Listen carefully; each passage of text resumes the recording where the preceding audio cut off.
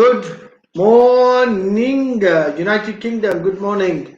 And we are back as usual, 8 a.m., 9 a.m. drive time session with the alternative business and properties community with Lakhi Singh, the business and property fixer.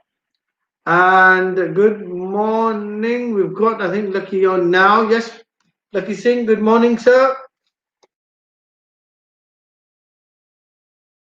Okay, let's get, okay, then let me do the introduction.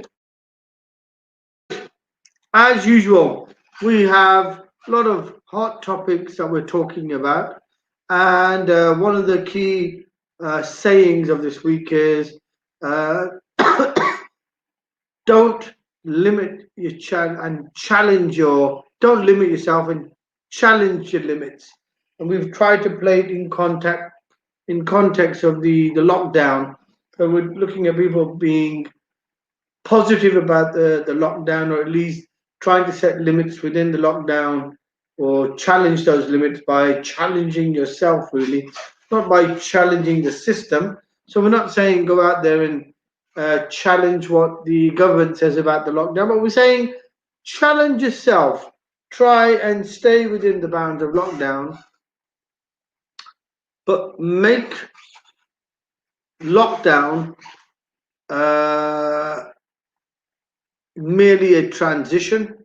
So put things on yourself to challenge yourself in those limits to make sure that you can operate even if there was a lockdown for another 6 months. So you should be mentally, physically, and spiritually strong enough to go through the rigors of lockdown. So today we have the lovely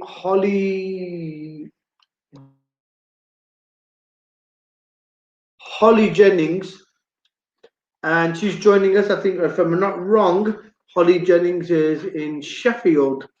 She's a lady who's migrated, I think, from the south up to the north, and her husband or her partner also is an IT expert. I think, I can't remember. I think these are the couple that got some software package, that software system that they've created as well, that they sell to, or they offer to, I think, landlords.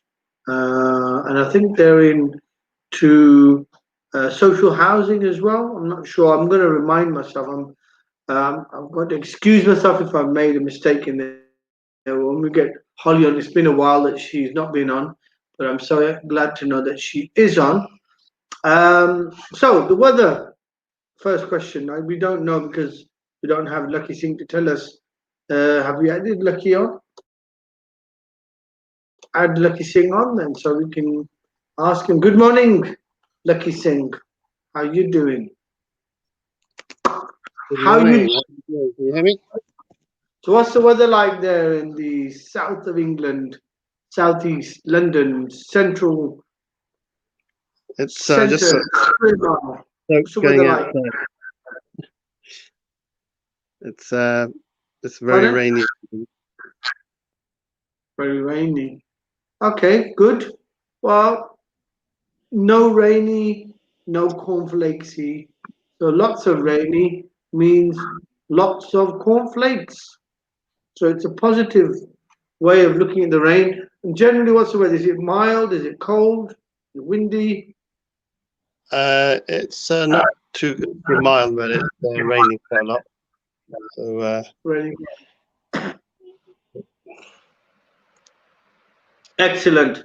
That's a very comprehensive answer. So, Lakhi, the topic for today is about the limits and setting. That's the question or the saying of the week. So don't limit yourself, challenge your limits. So we've discussed that in light of COVID, and we're trying to make it clear that we're not saying challenge COVID in terms of what the government set you as times as limitations or restrictions, but we're saying challenge yourself inside those limitations or those restrictions to make you feel that you're quite prepared to tackle being in lockdown for let's say another 6 months if that was the case. I don't wish that. Don't want us to be in lockdown for 6 months. But if we are, how are we going to be able to manage it if we don't create some sense of challenge or purpose in the confines of our limitations? So the other question or the other matter of discussion today is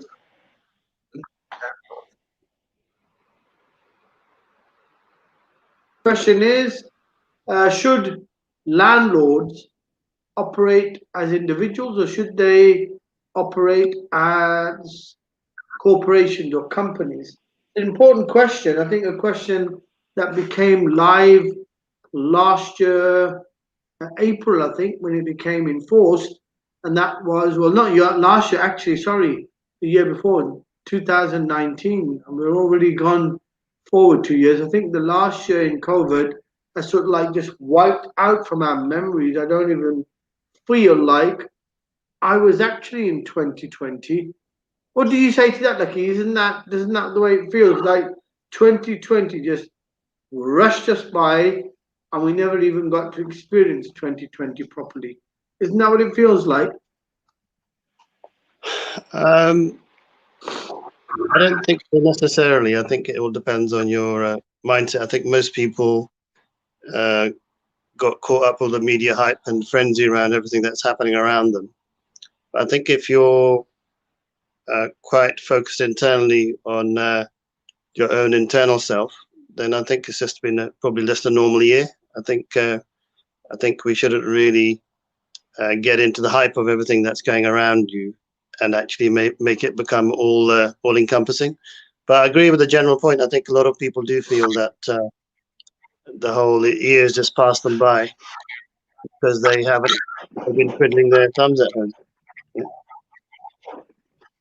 Yeah, I think a lot of people who would probably feel that way are the people who are more used to a 9 to 5. They're used to the system taking care of them and them going to work and making an income. And I think probably people who are more entrepreneurial probably have also found it difficult. And those people who are a bit more in tune with where the market's at, people like yourselves, Lakhi, who are doing things in advance of what's going to happen in the market. I think you've been, in this space for a long time, so you knew things happened in the first recession.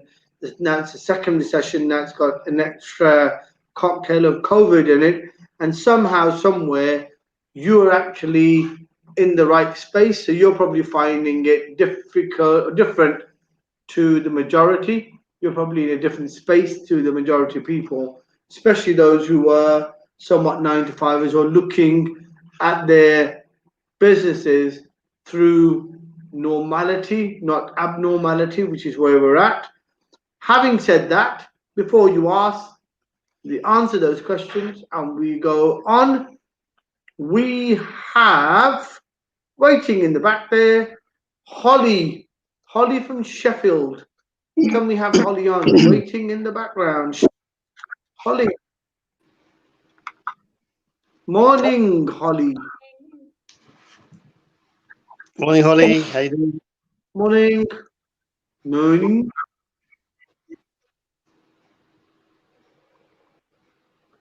Morning. Holly, can you hear us? Yeah, I can hear you. Can you hear me? Morning. I can hear you fine. You can hear the ing at the beginning. Now we can hear you properly. Yes, I think you probably having a bit of a. Can hear you. Perfectly cool. Fine, Holly. Perfect. What's the weather like there up in Sheffield? Because I know you're in Sheffield. Is that right, Holly? That's right. Yeah, it's a little bit rainy again today. No snow or anything. It's very cold though.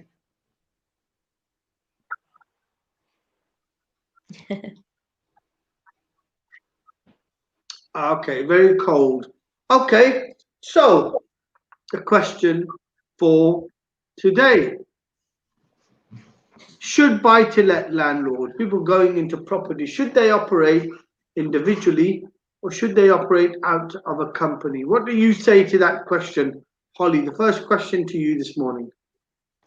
Well, I guess it's very much dependent on their situation. and how that operates. I mean, obviously speak to your accountant. If you're in a higher tax bracket in general, then it might be worth going into like a limited company. However, if you're not, then it might actually save you some money doing it potentially personally. But again, it's very much individual situation where you're at. For us, we ended up going into a limited, and we've got basically a kind of a parent company, Wolf and Sword Property Partners Limited, and underneath we have 3 child companies. So we have the services, the home for a flip, so Wolf and Sword Services, Wolf and Sword Homes, and then we also have a Wolf and Sword Investments for our buy-to-let. So we've encompassed like 4 of them really. So with that comes fees, but at the same time it works best.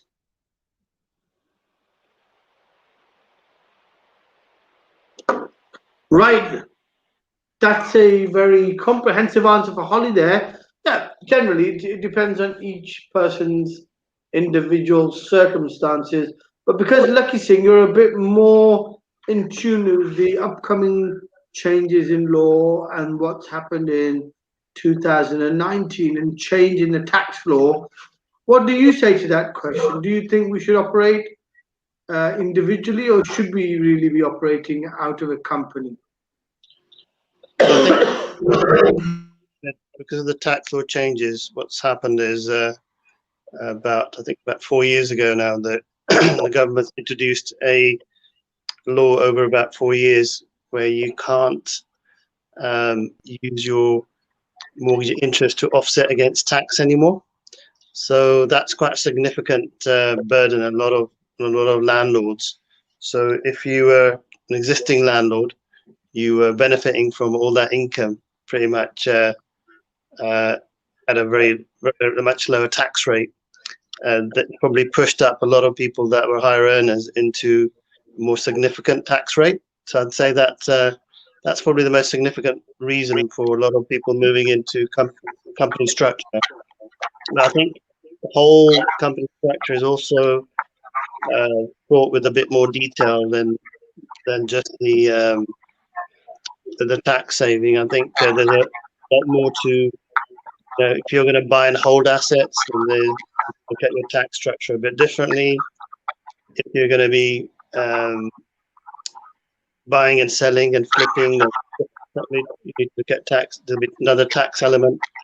And if you're buying land and then you're developing, then there's probably other tax elements. So you're right, probably it's very much dependent on what you're doing. And what I suggest, I think everybody should do is if they are already very much into property or about to get into property, it's probably worth spending £400 or £500 and telling an accountant and talking to solicitors as well, understanding comprehensively really what the whole dynamic of what you're trying to do is, and then get them to give you a written report of really how they think that your taxation will work depending on your circumstances.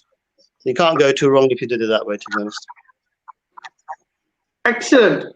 Excellent advice there. So there's a lovely, I think a very sensible tip there for anybody wanting to get into property, and that is pay an accountant and then maybe a solicitor a few £100.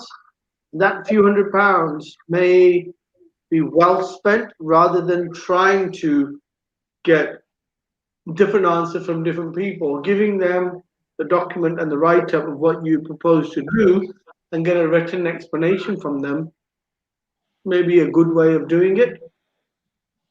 At least it gives you clarity, something to work on. We've got a Mr. Williams, who's a first timer in property, right? Talking about the question, we've got somebody who's a first timer in property who's asking the question. You know, I need some guidance. You want some mentoring.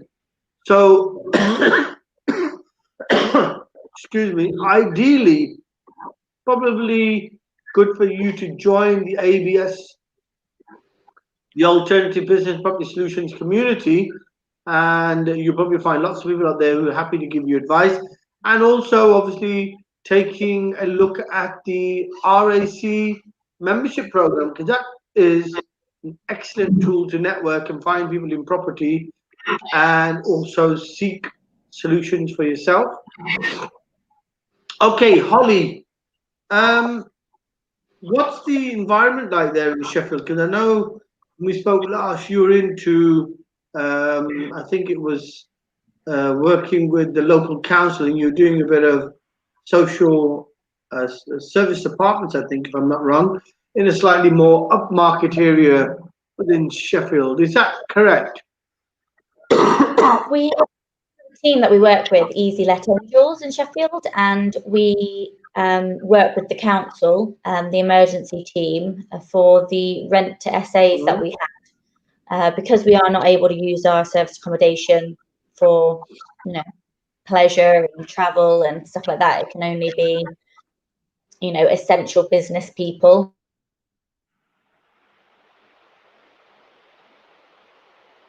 So yeah, you've got the market like now at the moment. Are you finding the local council have got lots of people who've been made homeless, have lost their jobs, can't pay the rent? Is that happening, or is it a bit of a status quo with all the furloughs and all the extensions on, evictions and all that?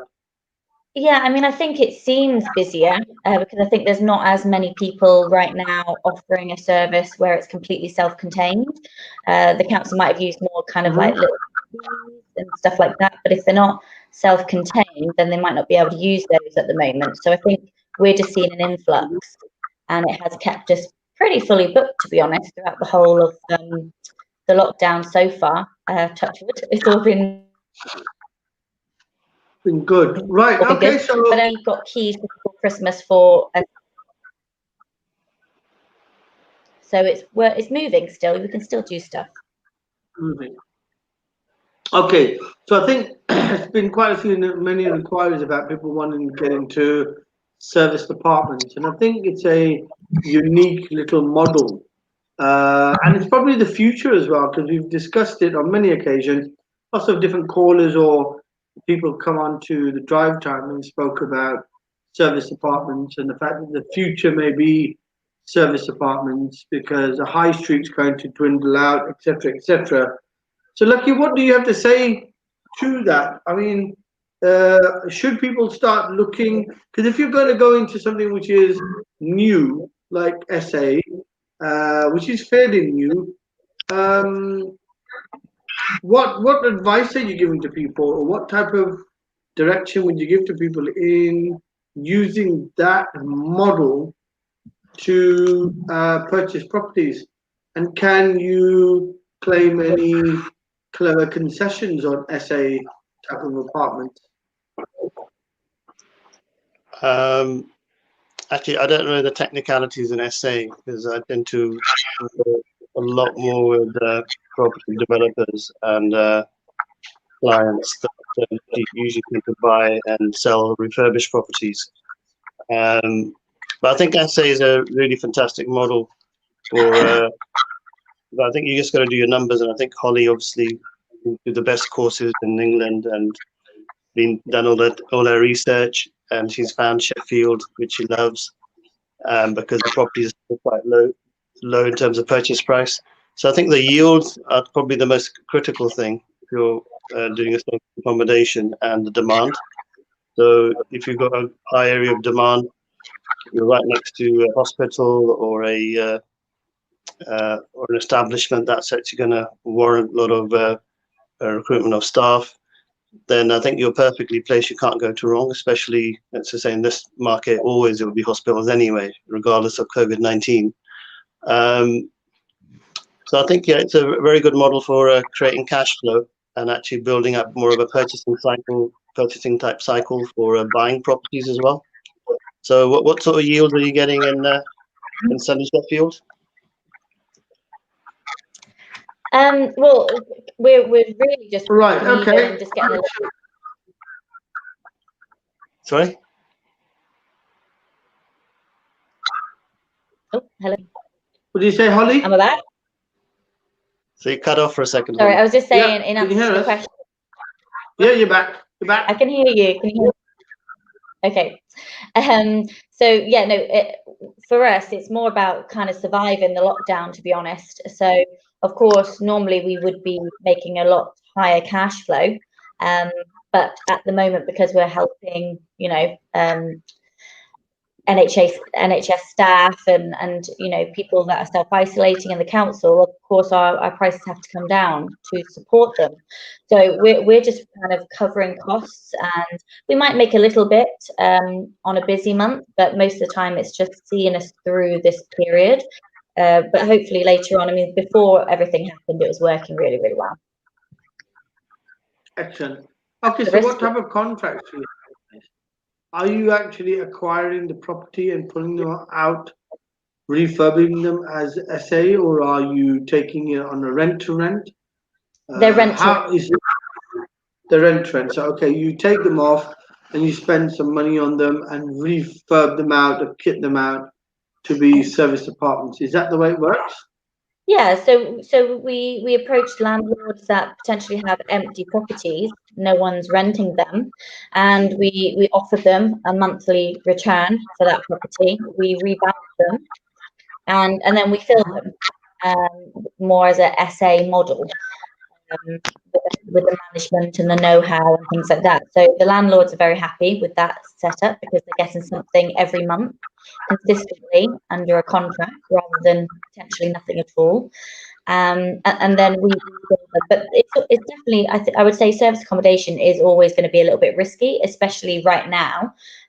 You know, we always prepared for the worst, I guess, and the worst has kind of happened. So we're surviving, we're covering everything, like we said. But yeah, it's not bad. It's just holding until we can get more people in and we can start traveling the UK again.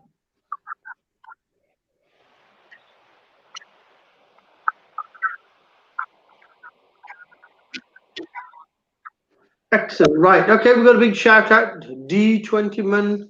We have Mandy, John Smith, well, Marsha, and Mr. Singh, Bob Singh. How are you, sir? You're in India, I think. Is that right? Bob Singh's out in India today. That was quick. Got to get out to India before drive time started. Lakhi Singh, tell us, with the lockdown, what type of challenges do you think people can set themselves in the limits that they have? I think you know, what's the latest on the lockdown anyway? Are you still tier 5? Yeah, I think the lockdown's going to be for another 15 days, I think. But I think there's lots of news coming out. I haven't really followed it for the last couple of days. Been really busy working quite long hours on various projects. Because there's only so much you can know before you go a bit crazy listening to all the news. Because it's basically, I think there's a heightened frenzy on ITV and on BBC, where people are now really getting very tense and stressed. So much so that the commentators and the people being interviewed are getting very stressed on TV. So I think there's a heightened state of tension, not for most people, but because the TV is now actually making people feel anxious, I think. So anybody I talk to on the phone, they sound really stressed out. And I think it's mostly because they've been watching a lot of TV. And on TV now, they're getting about 5 or 6 people coming on and giving their opinions. And they're all very like, stay in, we're going to die. And you got that sort of thing going on. So I'm getting a lot of how do you say, people feeling very, very isolated, but they can't really help themselves because they are actually very scared. And I think the TV is actually scaring a lot of people. And I think it is obviously very worrying that they can't go out. It's a lockdown, but there's a lot more scaremongering about the COVID-19, how bad it is. So I think a lot of people are literally scared to actually leave their room, let alone their house. Okay, so when you say scaremongering, what type of things are being done to scaremonger? How can they be scaremongered? I mean, you've got the lockdown. What more than that can they do? Lakhi Well, I Singh, think what more than that can they do? I think there's discussions on TV about closing down every single business in the UK. I think they're also trying to get people to sort of say that takeaways that people can't come and get a takeaway. And there's talk of actually Okay. literally closing down even coffee shops because people are giving up. So I'm saying that when you start having that sort of talk, it increases the intensity in terms of people's understanding of how bad it's going to be. So it is somewhat counterproductive, probably effective in terms of containing people, but it's also counterproductive in people's mental health because it's going to get them a lot more worried and anxious. That's my opinion. Yeah. Okay, Holly, what do you say to that? You're living in a swanky part of Sheffield. Can you see people getting a catapult through their windscreen for their cappuccino, not being allowed to go out and pick one up? I guess that's how some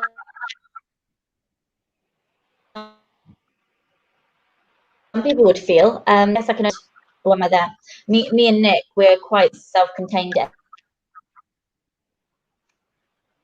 So you and Nick are quite separate. So anyway. can you see yourself And I might pop out through. work from home? Okay. Yeah, we So can survive at home. Can you see your can you see your cappuccino being catapulted through the window, not allowing you to go and pick it up? Drive-throughs, they're kind of doing that anyway. Okay. And what if they stop you drive through picking up and they say I think you're just not allowed to go if you go that. Okay, right. So you're not allowed to go in, but you're allowed to get it outside. Yeah. I mean, up here at the moment, we can go in. We can go in, but you have to go in and out. But whenever I've gone, it's been dead. So there's no one around. All right. Okay, that's good. So it's convenient if whenever you're going to pick your food up, it's dead. So most people aren't around. It makes it easier. So you try to go to a place that's sounds very very empty. That'll make it easy for you to go in and pick up. Otherwise, yeah. What are you listening to the news, Holly? Are you getting wound up or being made to feel insecure about the virus? No, not really. I'm not one. I don't know how this comes across, but I'm not one to listen to the news. I don't listen to anything negative. At the end of the day, I'll try and find some information from the news, like bullet points of what they've said. So I've got the facts of any announcement, but I won't sit and watch it. And some of the news, they just repeat the same thing really, and just try and make you feel a bit anxious, and I don't want to feel that way, so I avoid it. That is true. That is very true. If you listen to any of the news channels, you will normally find whatever they've said up till about 7 o'clock in the morning is what they're repeating for the whole day.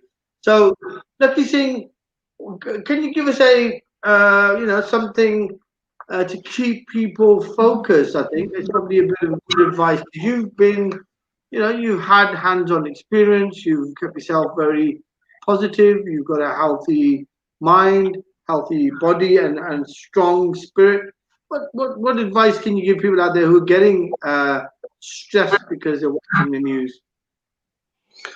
I mean, what I like to say is that because a lot of people are scared, it's also quite divisive because it's isolating a lot of families. Because if you've got loved ones and you can't technically go to their house, if they're a bit elderly or frail, they've got no real interaction with anybody. So literally, they're going to be locked up in their own houses. And if they're not able to get out and actually do things easily without assistance, or they need shopping done, or they're not tech savvy. So my sort of heart goes out for a lot of people that are basically now stuck in pretty much between a rock and a hard place. They haven't got, maybe not have a job, and they can't see their family members. So I think it's a very sorry state of affairs, and not everybody's the same. I think some people are quite independent in their thinking, and they can probably shrug off any sort of problem. But I think it takes a lot of resolve, and my worry is that not everybody has that resolve, because we're all very different. So I think genuinely want to say my heart goes out to anybody who's actually maybe struggling. And if you are a key worker and you're having to go out, when you come back, because you're mixing with a lot of people, if you've got people that are a bit more on the high vulnerable list, then you can't necessarily stay with them. You have to stay remote.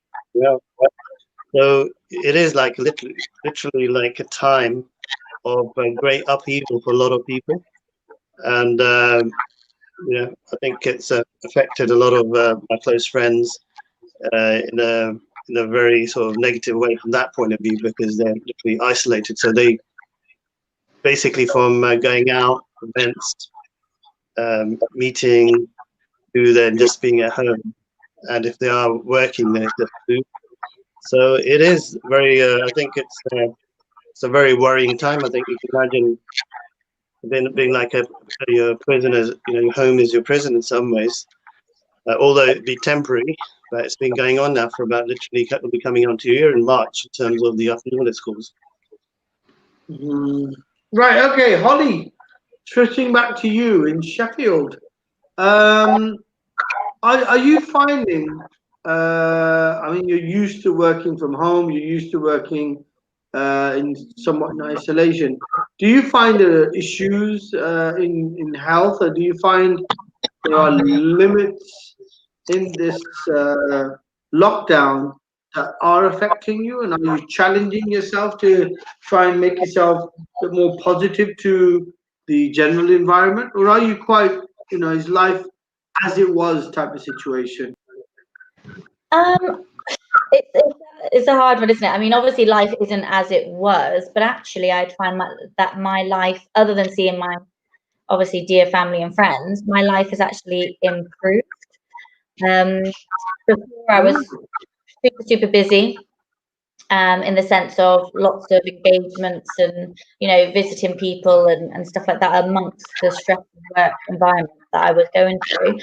I'm in a place where I'm kind of, I'm thankful I've got my partner with me to share everything with, but I'm healthier. I'm working on my health. I'm not as, I guess, tempted to be, going out all the time and doing those types of things. So I would say I'm in a better place in my mind as well. I work out every day. I structure my day, and it's quite calm. Whereas before, it was trying to fit it all in.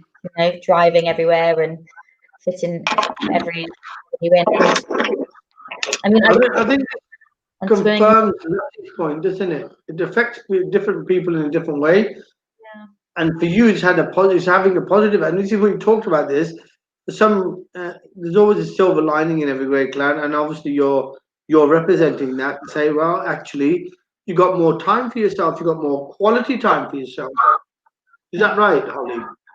Yeah, definitely. You can kind of focus on yourself. Like, I've read more books, and whereas before I would be constantly busy, not getting home till late, and and even when I get home late, I might then go out for a meal or drinks with friends, and I do miss that. Of course, I miss that, but maybe I was probably doing it a bit too much back in the day, and it's actually helping to change my lifestyle for the better. Yeah. So see, you said this is positive effect. This is the way people can adapt and make something that looks quite difficult more plausible and positive. Okay, Holly, I'm going to ask you a question. Have you set yourself any new challenges for the 21? Because you can see that there may be a continuation of the same. It's not going to stop. It may go on for the next 2, 3, 4, 6 months. Have you set yourself any challenge? Are you trying to change the way you do your business? Are you looking at alternative businesses, other streams of income? I think last year we set ourselves up ready for this year. We created the CRM system, so this year we'll be growing, our memberships on the property pipeline services. So that's going to be a great system to help sourcing agents, landlords, anybody that's looking for property and wanting to record property and manage property. We got a HMO. We got the keys to HMO at the end of last year. So we're still moving. So we want to do a few more of those. So we've got a lot of goals based around how many properties we want to do for ourselves, also to source for our clients, to kind of get us to where we want to be. We've got a wedding in a couple of years' time that we're saving for. So there's all this stuff that we're kind of basing around. So we're just going to work our hardest to hit those goals and see how the year goes. So hopefully it'll be a So you got a target in a couple of years' time. You've probably been knocked back quite significantly with the lockdown, because obviously you're saying you're just trying to keep your head above water. So it's probably having a big impact on that wonderful day and the commerce around that, so that having to save money and make sure you get it right. So the question to you, Lakhi, I mean, are weddings taking place at the moment in London? Yeah, weddings are still taking place from what I've understood, actually. But I think they're very limited to the amount of guests you can have. I think marriage, I think you can just simply be the bride and groom, from what I've understood. So that's kind of crazy, really, if you think about it. And I think it was limited to about 15 people, but I don't really know since this lockdown how it's changed. So that's something new. And I think also a couple of other things is that, so they're trying to, I think either they're discussing or saying that they're going to look to stop also any communal gatherings for religious purposes, I think, which are still allowed. So so they're moving literally to almost like a curfew. So you're not really even allowed out. I think we're literally nearly about 70-80% there. I mean, whether that will have enough impact anyway, I don't know, but it should probably help. But at the same time, the question is same thing that we discussed yesterday. Somebody who's got to earn a living and they've got no other means of actually paying for their families, for their upkeep, how are they going to survive? I mean, there's only a certain amount of time that people can survive. Most people live month to month. So if you've got no money for 4 weeks, so will that mean that the landlord's going to have to turf them out of their property, because they can't technically work or even go and find a job because they've lost their job? So I mean, a lot of people are really hard hit. I mean, that's actually going to be probably one of the biggest issues, I think, unemployment and the inability to go and find work. Yeah. I mean, I think Holly and I are somewhat lucky because we're in the property business. There are lots of different angles in property, and you can do things on the phone quite a lot. If you're self-employed, you can be a bit more innovative, and that's actually, there's lots of resources. There's a big network of people that can help you. Whereas I think if you're doing a 9-to-5 job and it's if there's anything we can do to help. And we've got the RAC program to help you make an income, but we've also got a community here. So if anybody has got any problems, they want to share them on the group, come on the show. We're happy to listen. Right. Okay. It's interesting there. Like we've got, a very different way of looking at it. So has the fact that you've got lots of people who are now out of income, out of jobs, furloughs, I think, have the furlough. I'm not sure. I'm not quite sure if the furlough scheme has been extended. Are you finding that's an impact on your business, Holly? Are you finding there is even though you're doing it to keep your head above water, are you finding there's more flux in clients coming in and going out, or is it sort of like the same as it was before? In the sense of tenants, or Yeah, in tenant terms. yeah. So our tenants, thankfully, they've been very long-standing and are still working as key workers. So we've been in a very fortunate situation. It could have gone completely the other way. Everything's, again, touch wood, has been fairly normal, to be honest. Just plodding along and kind of learning to live the new normal, I guess, for the minute. And I think something that I was feel like I've overcome a bit more this year is there's just no resistance anymore. I'm not fighting it. I'm accepting the situation that we're in, and I'm working with it rather than fighting against it. So yeah, there's always going to be challenges, of course, but it's just how we find the solution to continue. So that would be my feedback on that. Excellent. I mean, there's an element of an ideal example there of somebody who's mentally able to change the way they're looking at the COVID. I mean, I spoke to a couple of people yesterday, and they all were very adamant about the fact they had the virus. But one or two of those people hadn't really had a check. They hadn't really gone out and found out if they'd tested positive to the COVID, but they assumed because they had a virus or they had a fever or a temperature. Isn't it better just not call it COVID, the virus, and just say you've got a flu, Lakhi? Isn't that one way of changing the mood on this virus thing? Just to say, look, you just got the cold, you've got a cold, even if it's the virus. Well, I think government actually wants people to be scared about and want to call it a scary name, because I think you've got a lot of anomalies in society. A lot of people not even taking it seriously. I have noticed a few people still walking into pick up food and not wearing their mask into places. So I think it's counterproductive for quite a lot of people, but at the same time it's productive because it's there to try and give a message.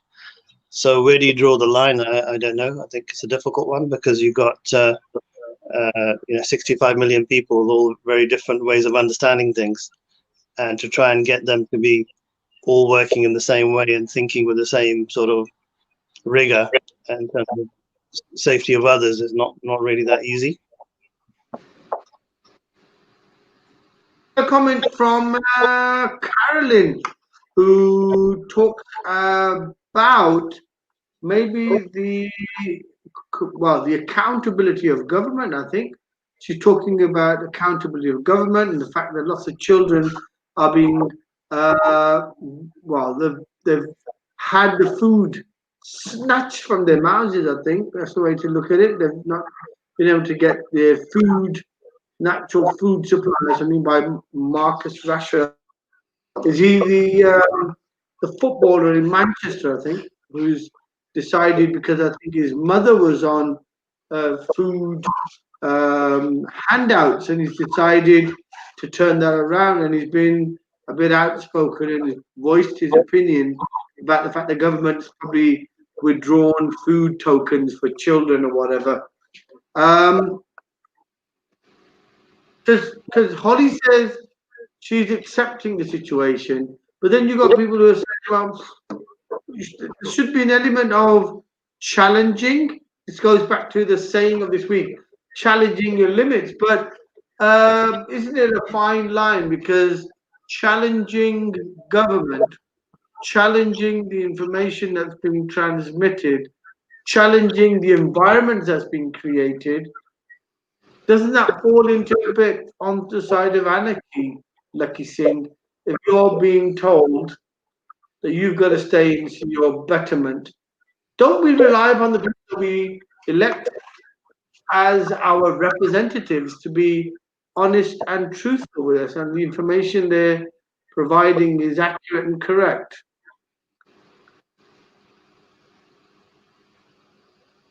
Yeah, Lakhi. Yeah, it's a tough question. I think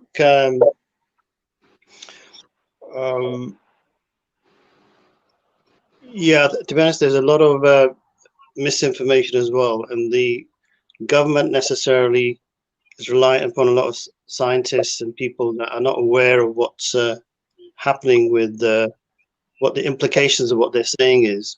So the government's almost trying to translate what information they're getting into really how it's going to work in normal society. Mm-hmm. So I'm not sure. I think, yeah, it could actually lead to anarchy. People don't like things. So I'm not sure where to draw the line, to be honest with you, because it's not really a politician, and not really here to try and give a political statement or anything. So I don't know the answer to that question, to be honest. I think, look, everybody is in their own position is adjusting to what they call the new norm.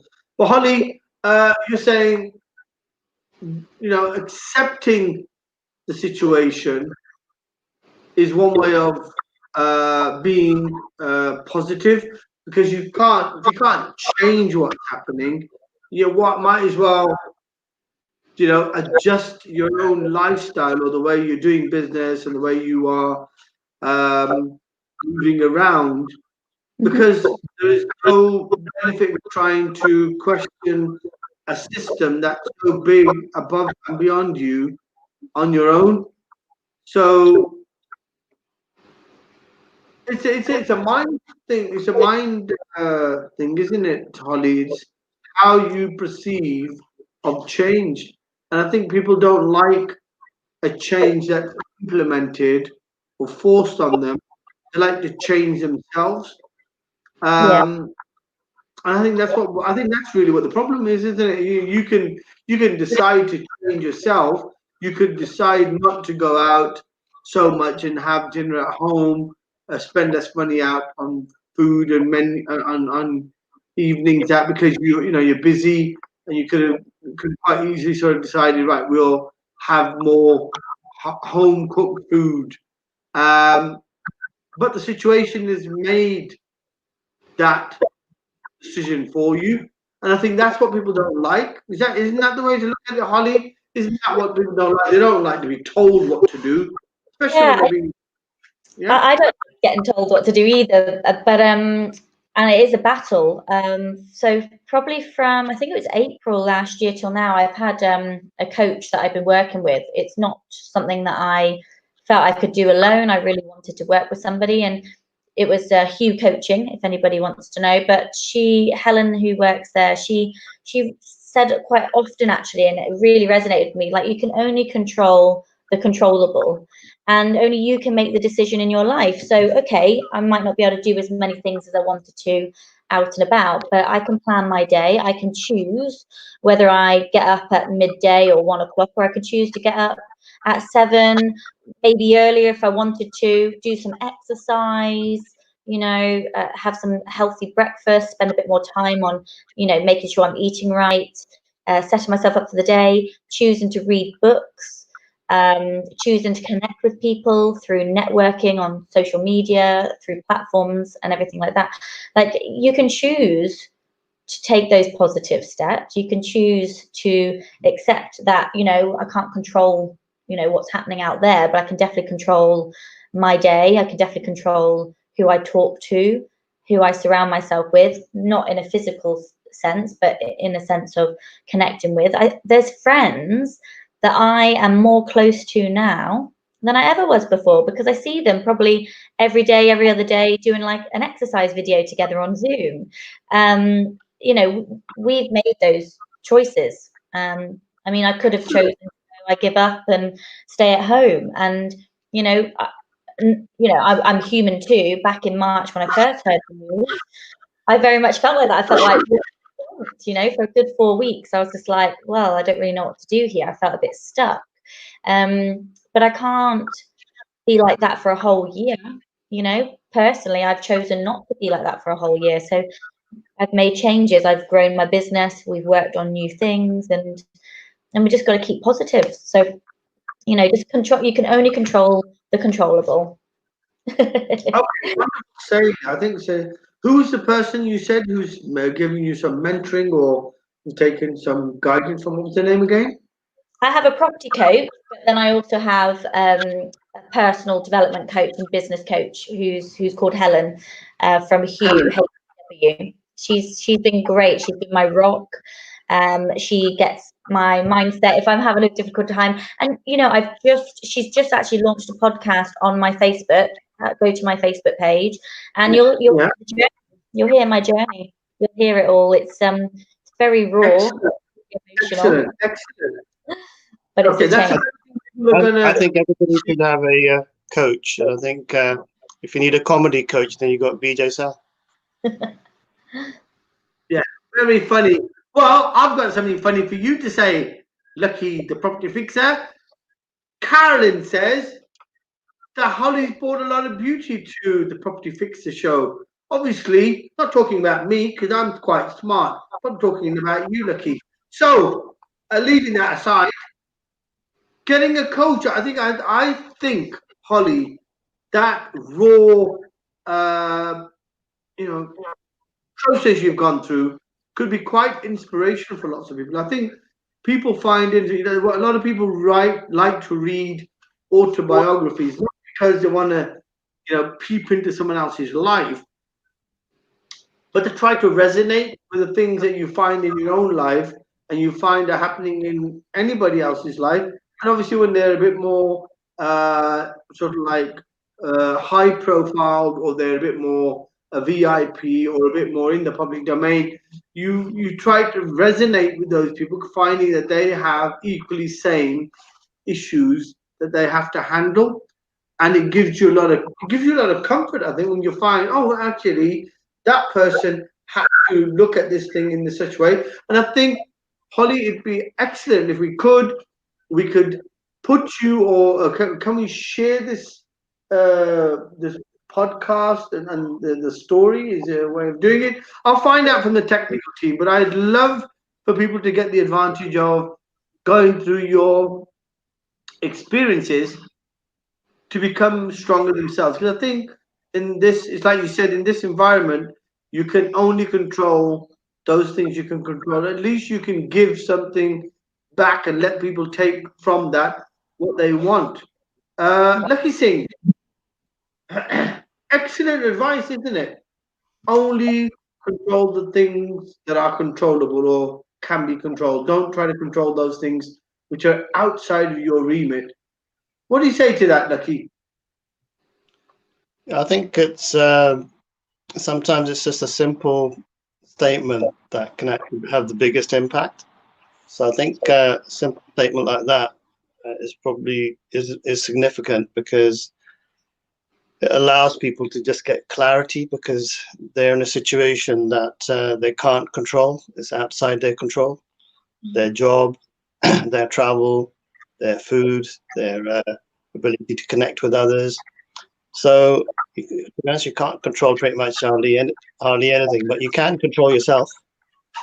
So I think it's a fantastic point. I think we had gratitude as the point of the year that came out in the last couple of interviews at the end of 2020, and maybe this year's motto should be don't control the uncontrollable.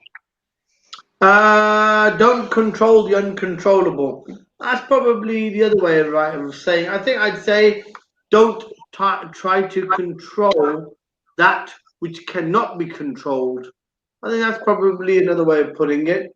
We've got Rajesh Malhotra says hi, and obviously we've got lots of hearts, I think, we've been given out to us, and we've got about 12 people watching us. Holly obviously having an effect on the Lakhi Singh business property show, obviously. Holly, thank you so much for being so beautiful. Everyone recognizing your beauty and adding a bit of an extra comfort to the show today. Me and Holly both being very beautiful, have managed to bring and attract much more viewing in today, Lakhi Singh. I hope that doesn't make you feel jealous.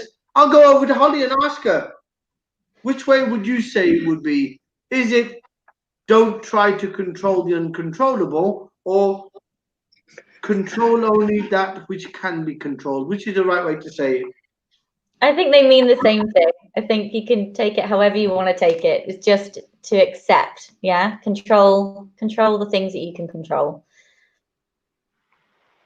So Rajesh Malhotra says, when it goes to control, he says, right, probably better to operate in a limited company. That's to do with the question of today. And that is, should you actually try to operate your business company as an individual or as a limited company? We've got a Mr. Williams who's looking for advice. He's a newcomer to property, so he wants advice. And my suggestion to Mr. Williams is join the ABS, the Alternative Business and Property Solutions community. And if you find there's enough information out there, you probably start your way into the journey on property. But at the same time, you can always contact the fixer on the Alternative Business Property Solutions community, or even touch into the RAC model, the Rescue My Properties website. Go there and see. There's a lot of advice there, a lot of information there, and becoming an RAC may even get you access to an excellent network of people who are already in property. Information that you're looking for. So we've got 5 hearts, I think. Is that right? 5 hearts? You've crossed me. I only had no hearts. You've got 5. So meaning you're still doing well. Lucky's behind us with -1 heart. Okay. Mandy sent a fixer signature for Lakhi Singh, recognizing your fixing abilities, Lakhi Singh. You walking around with a pot of glue, fixing business and property things. Holly, the wonderful Holly, please tell us, give us your last comments, last few minutes of today's, as it were, I think an excellent saying. We will put that out as a quote. One is only control the controllable, and one was obviously be gratitude. That are these 2 words we should do. I think we should have a program on gratitude and controlling the controllable. Holly, what are your last words for today, please? Wonderful words. As good as you look. That's probably what I would say. It's just to say thanks so much for having me, and just stay positive. You know, you can choose you know, who you listen to and what you do. So, you know, stay positive and keep going. There's consistency is key, even if it's the smallest thing. Okay, excellent advice. I think it's positive. I think bottom line is, Holly, this is an excellent time, like you said, to keep giving each other a bit of comfort, advice, guidance, etc. Rajesh Malhotra, and he's just saying, I don't think he's trying to hit upon you, but I think he's got an eye for you. And he said he sent you a heart the very first time you came on the show. So thank you very much, Rajesh, for sharing the love. Lakhi Singh, your last words. Yeah, I think you can't control the uncontrollable is a really strong message. So I think we should leave it at that. So, for example, for Holly to be the rose between 2 thorns, I think that was uncontrollable. The gratitude, that's what Rajesh says anyway. Lakhi Singh, thank you so much. Holly, love you and have to leave you today, but thank you so much for giving us the shining your light here. I think we need more of you. I think we need some more of Holly.